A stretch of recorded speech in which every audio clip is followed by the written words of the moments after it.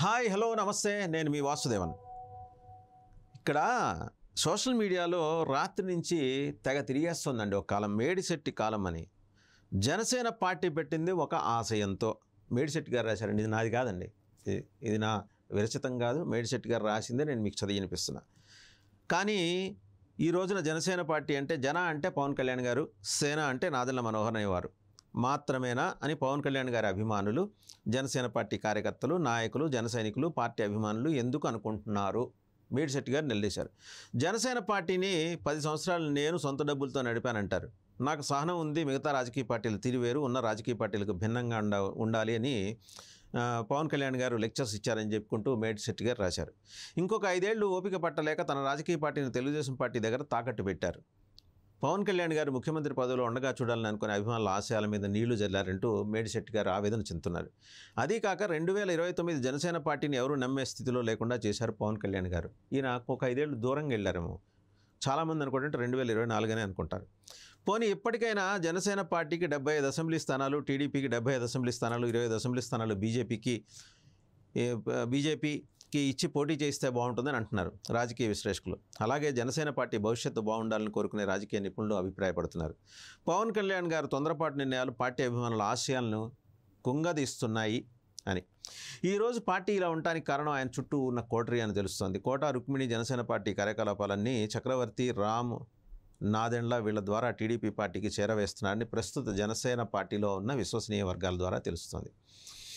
Janasena party యొక్క data మొత్తం ఈ 4 చేతుల్లోనే ఉందంటున్నారు. అదీకాక చక్రవర్తి, రామ్, నాదెండ్ల వీళ్ళ ముగ్గురు ఒకే కులానికి చెందినవారనే మాట వినిపిస్తోంది. సరే, దాంట్లో ఎంత నిజమో మనకు తెలియదు. ఆయన రాశారు, మేడిశెట్టి గారు రాశారు.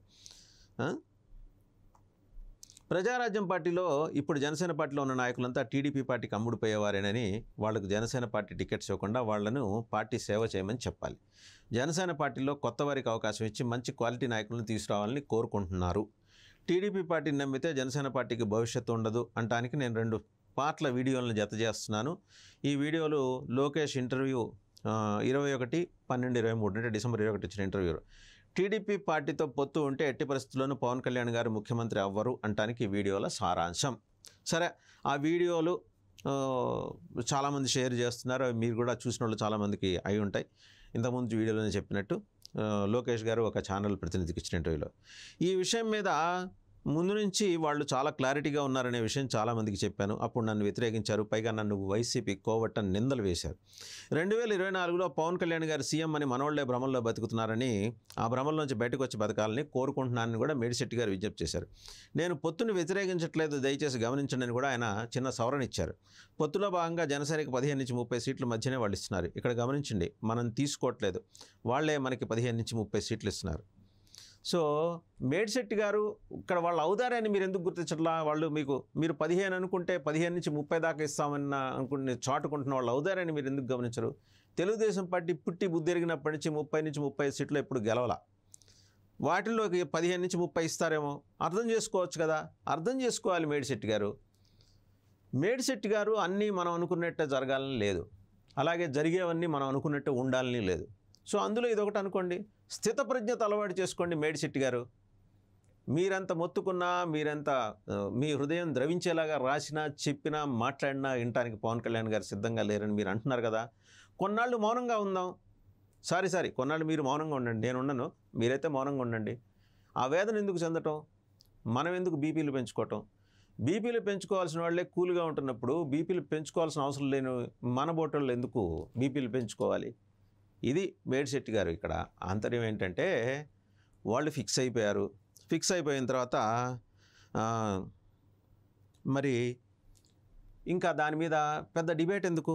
So fix. దాంతోపాటు ఇంకొక పంపించారండి ఒక సోషల్ మీడియాలో మిత్రుడు, ఆంధ్రప్రదేశ్ ప్రజలకు కావాల్సింది వైసీపీ విముక్త ఆంధ్రప్రదేశ్ మాత్రమే కాదు, అవినీతి విముక్త ఆంధ్రప్రదేశ్. అందుకోసం జనసేన వంటి ఒక మంచి పార్టీ అధికారంలోకి రావాలి, పవన్ కళ్యాణ్ వంటి నిజాయితీపరుడే ముఖ్యమంత్రి కావాలి. ఇప్పటిదాకా అధికారాన్ని అనుభవించి అవినీతికి పాల్పడి దోచుకున్న పార్టీల వల్ల ప్రజలకి ఒరిగేదేమీ ఉండదు. జనసేన పార్టీ ప్రజాశ్రేయస్సు కోసం ఉద్భవించి అవినీతి నిర్మూలనకు నడుం కట్టే పార్టీ. కొన్ని దుష్టశక్తులు కోటరీ రాజకీయాలు నడిపి పార్టీని కబళించి సంప్రదాయ దుష్ట రాజకీయాలకు తాకట్టు పెడితే సహించం. అవినీతి రహిత జనసేన పార్టీకి సముచితమైన స్థానం హోదా దక్కని పక్షంలో జనసేన పార్టీని రక్షించుకుంటాం. జనసేన డెవలప్మెంట్ ఫోరంని స్థాపిస్తాం. అవసరమైతే ఫోరం తరపున స్వతంత్ర అభ్యర్థుల్ని రంగంలోకి దించుతాం. ఖబర్దార్, జన సైనికులు మా ఆలోచనలకు సపోర్ట్ చేస్తే కింది వాట్సాప్ గ్రూప్లో యాడ్ అవ్వచ్చు అంటూ కొత్త వాట్సాప్ గ్రూప్ క్రియేట్ చేశారండి. సో ఇంకొక ఆయన ఏం రాశారు అది కూడా చూద్దాం. సీఎంగా పవన్కు నో ఛాన్స్ తేల్చేసిన Lokesh, Janasena what next. AP రాజకీయాలు ఆసక్తికరంగా మారుతున్నాయి. జగన్ గెలిపే ప్రామాణికంగా సామాజిక సమీకరణాలతో ఇన్ఛార్జీలను మారుస్తున్నారు. ఇది సిట్టింగ్ ఎమ్మెల్యేల్లో టెన్షన్ పెంచుతోంది. ఇదే సమయంలో టీడీపీ జనసేన పొత్తులు అనూహ్య పరిణామాలు చోటు చేసుకుంటున్నాయి. పవన్ సీఎం కావాలనేది అభిమానులు జన సైనికుల ఆశలు. టీడీపీ అధికారంలోకి వస్తే చంద్రబాబు పవన్ సీఎం పదవి షేర్ చేసుకుంటారనే చర్చ నడుస్తోంది. ఈ సమయంలో లోకేష్ ఈ ప్రతిపాదనపైన క్లారిటీ ఇచ్చేశారు. సో అర్థమైంది కదా, ఇందాక మనం చెప్పుకున్న క్లారిటీయే. మారుతున్న లెక్కలెట్టా ఉన్నాయో కూడా చూద్దామంటూ ఆయన రాశారు. ఏం రాశారు? టీడీపీ జనసేన పొత్తుతో ఎన్నికల బరిలోకి దిగుతున్నాయి. ఎలాగైనా జగన్ను ఓడించాలనే లక్ష్యంతోనే టీడీపీతో జతకట్టానని పలు సందర్భాల్లో పవన్ చెబుతూ వచ్చారు.